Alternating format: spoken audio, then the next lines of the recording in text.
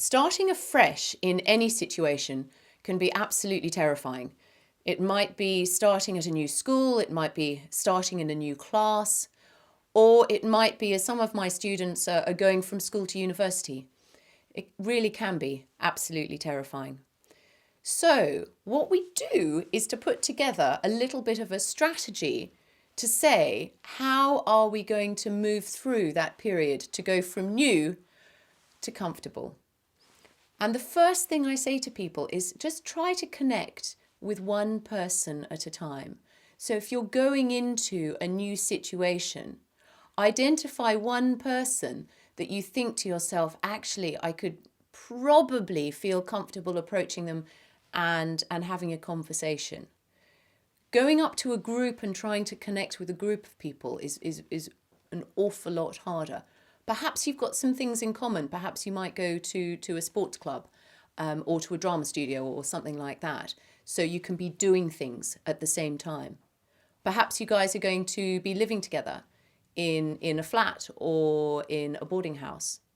So think to yourself, who would be in the people that you first encounter, the sort of person, and you don't know very much about them, so you're very much going on first appearances, that you might try and connect with. Now, we build friendships by sharing things about each other and trying to find the bits that we have in common. And remember that others may not be feeling particularly comfortable if they're in a new situation either. So have a few questions up your sleeve for what to ask them. And certainly when I used to work with professional rugby, I remember taking groups of the players off to smart corporate lunches.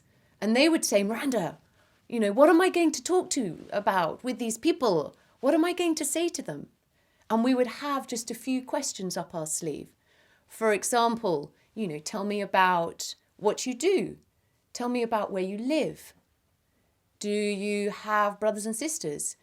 And perhaps, do you do any sport? And where you're trying to find those areas where you may have things in common.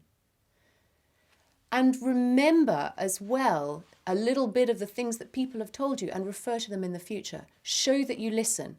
One of the techniques that we use as psychologists is reflection. So people might say to us, okay, so I am studying really hard for my exams. I'm doing all of the sciences and I want to be studying medicine, but I'm really scared I'm not going to get the grades. Then to show I've listened, I might say, oh goodness, okay, so you want to be studying medicine, but you're really worried that you're not going to get the grades at the moment with your science subjects. And people go, yeah. And listening to it now, you might think to yourself, okay, that sounds really fake. I promise you it really works. So you're not going to parrot exactly what somebody said to you, but the next time you meet somebody and you're in conversation with them, and particularly somebody perhaps that you don't know so well, just ensure that they know that you're actually listening and paying attention by reflecting back to them the things that you say.